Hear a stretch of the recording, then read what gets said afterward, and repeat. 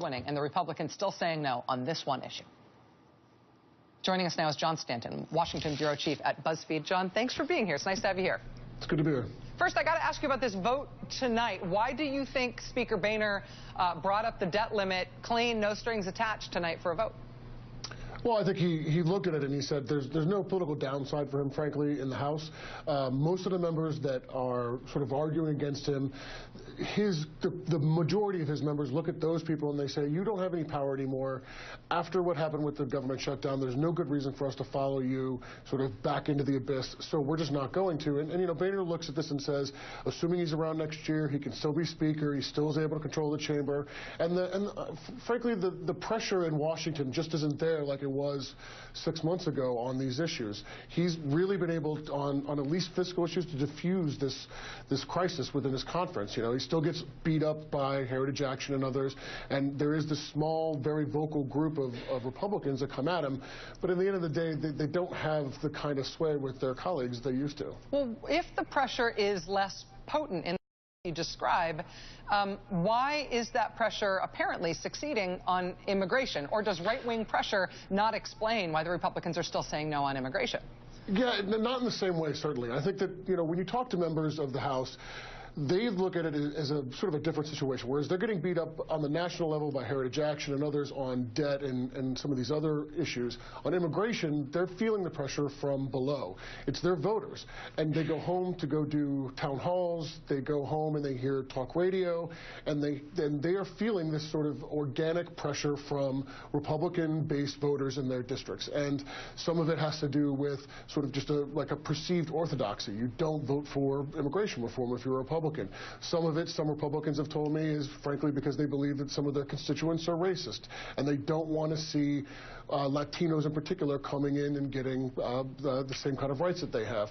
And in some instances, it's just this sort of, Democrats want it, we don't want to have it, and if you vote for it, that makes you a rhino, and we won't vote for you, or we'll allow a primary challenger to take you out. And I think that they go home and they hear this, and that terrifies them. And I think those are the pressures that Boehner is ultimately responding to.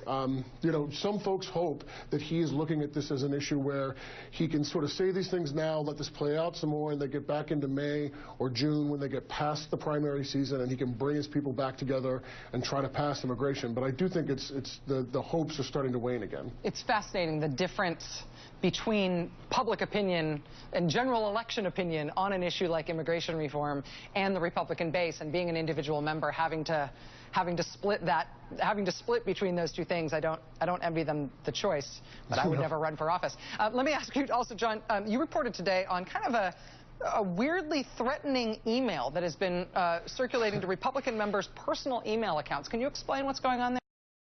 Yeah, so members of the House have a personal email address, a House email address that is not publicly available, and most staff can't get at it. And some Republicans, particularly sort of moderate folks, have been getting these sort of strange emails from Unrepresentative One, who is sort of an anonymous person, vaguely threatening them and threatening particularly Representative Lankford from Oklahoma, and saying, well, we're going to come after you if you vote for the debt ceiling. And they circulated this a hit list essentially for political targets, and it reads more or less like your crazy uncle that sends you the weird conspiracy forwards.